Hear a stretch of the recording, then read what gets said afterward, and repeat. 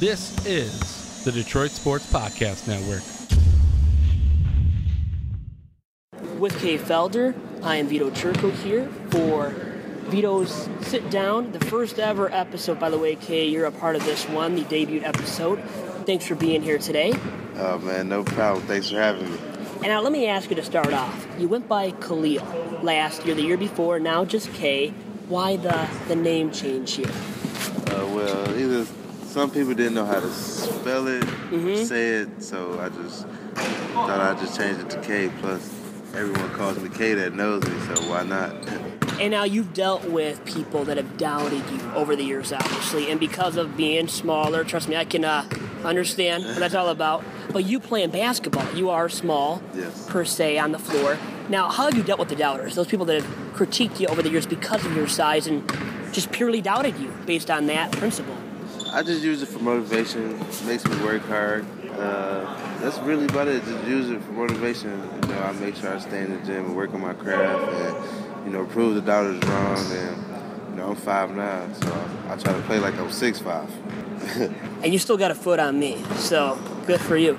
But I can see where it would be a challenge against bigger guards.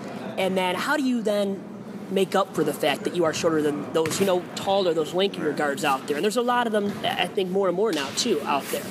I just have to, with our offense, we set a lot of ball screens and make sure I utilize them the right way, and also using, you know, my step backs and make sure I create space to get away from those bigger defenders. And you went to Pershing, 3 city championships, you were on the dream team and all that good stuff, all the accolades. And how did those compare, all those accolades, to what you're doing now here at OU? Do those measure up? I don't really look at the accolades, you know. I thank, you know, everyone for them, but I don't know. I don't really pay attention to that stuff like that. You know, I get it. You know, I see the recognition, but, you know, when I was there, it was all about having Pershing on the map, and, you know, it was already on the map. And now it's about getting OU on the map, and I feel like I've been doing a pretty good job of that. You know, my teammates been helping me out a lot, especially like Jalen Hayes, who doesn't get a lot of recognition. He definitely needs to get more recognition in this, because he's been like 10 double-double straight or 9 double-double straight. He's been playing his butt off this year. So it's just, I don't really get into the personal accolades, you know.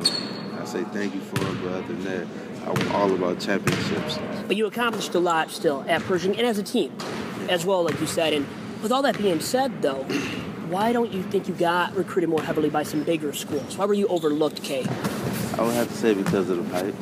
Definitely because of the height. That's my only concern. Or they probably think I couldn't shoot it as well as other guards that they was looking at, things like that. But that didn't stop me from working hard or, you know, showing guys that I really can play this game at a very high level. So that's why this year I had to turn the heat up even more.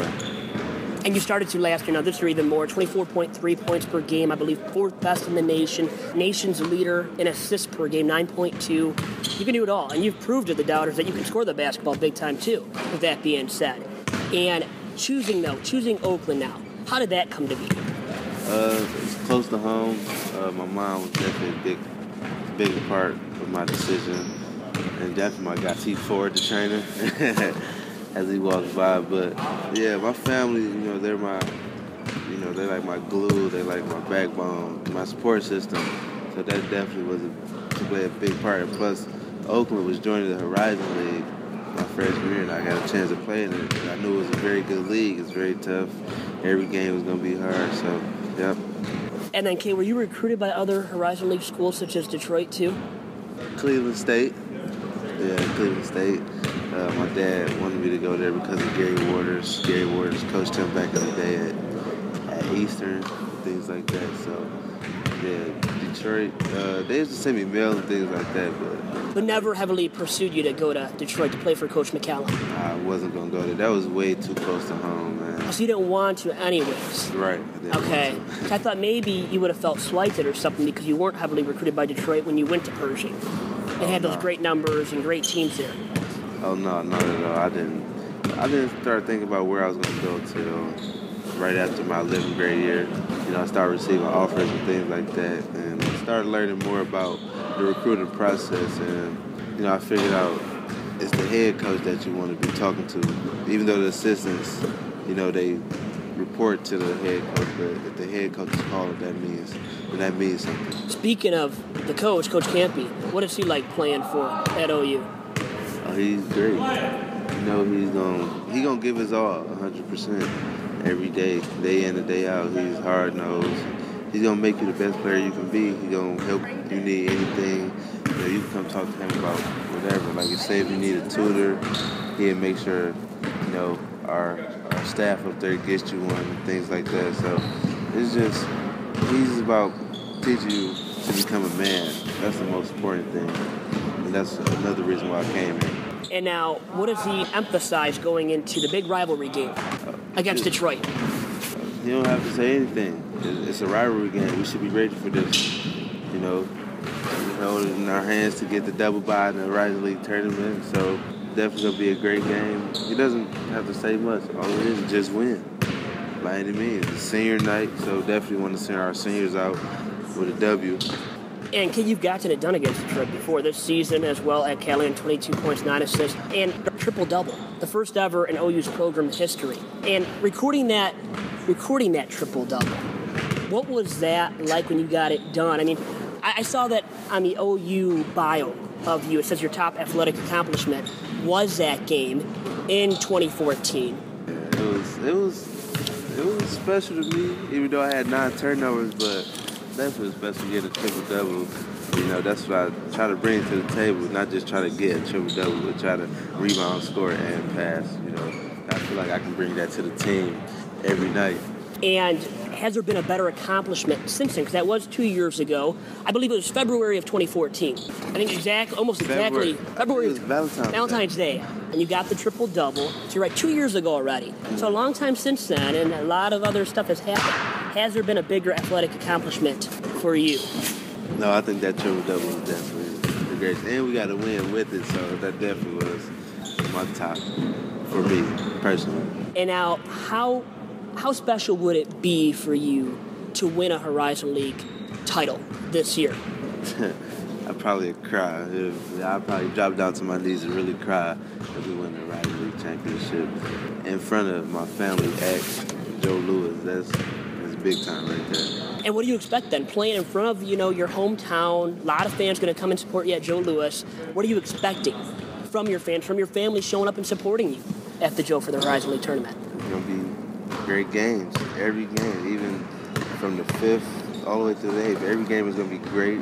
I don't think there's going to be no blowouts. Maybe 1, maybe 2, but other than that, it's going to be a great atmosphere. It's the first year they're doing it, so it may not be as packed, but I know years to come it'll be packed. It'll be a big time thing.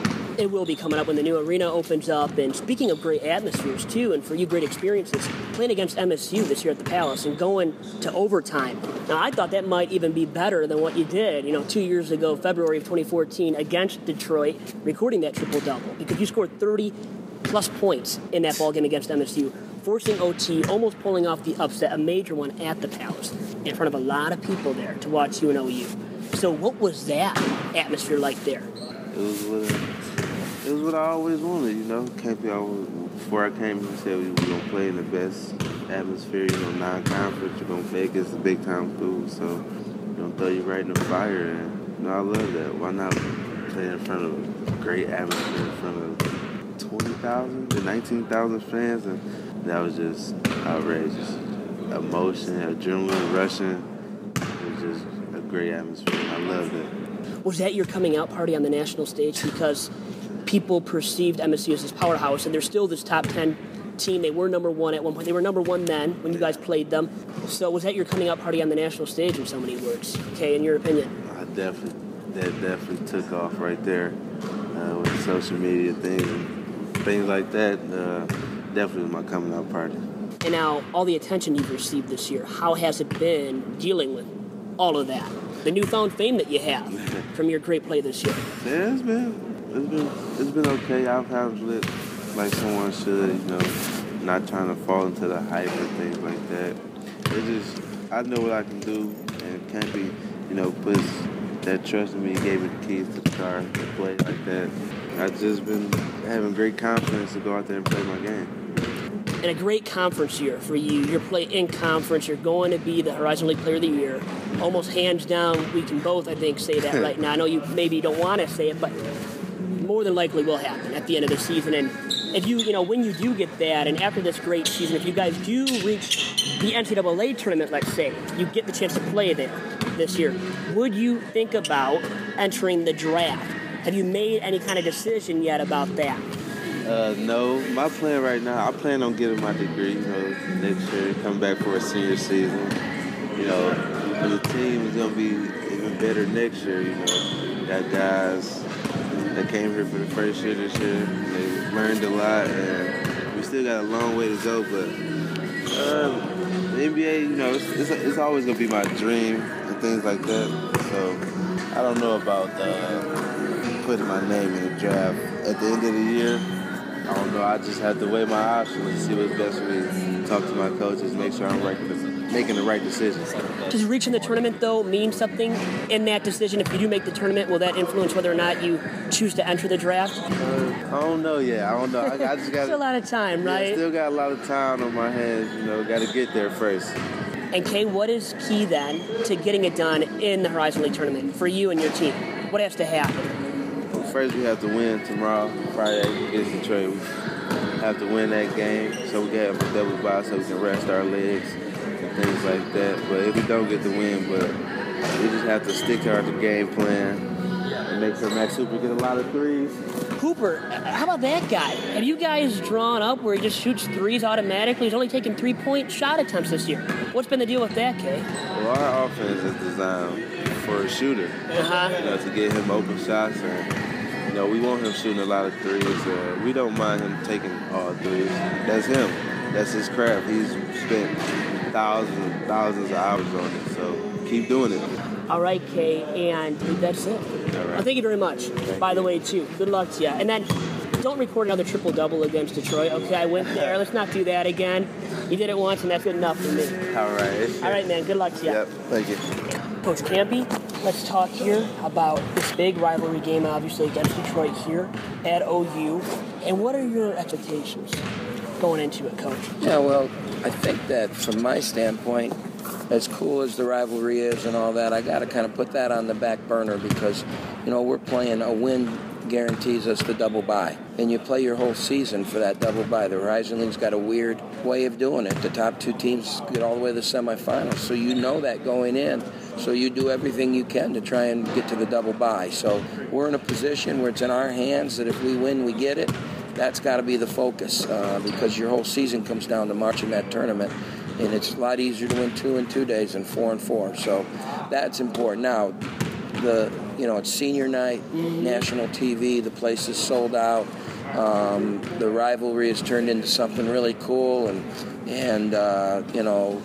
if I'm Detroit, I got a chance to ruin it for Oakland.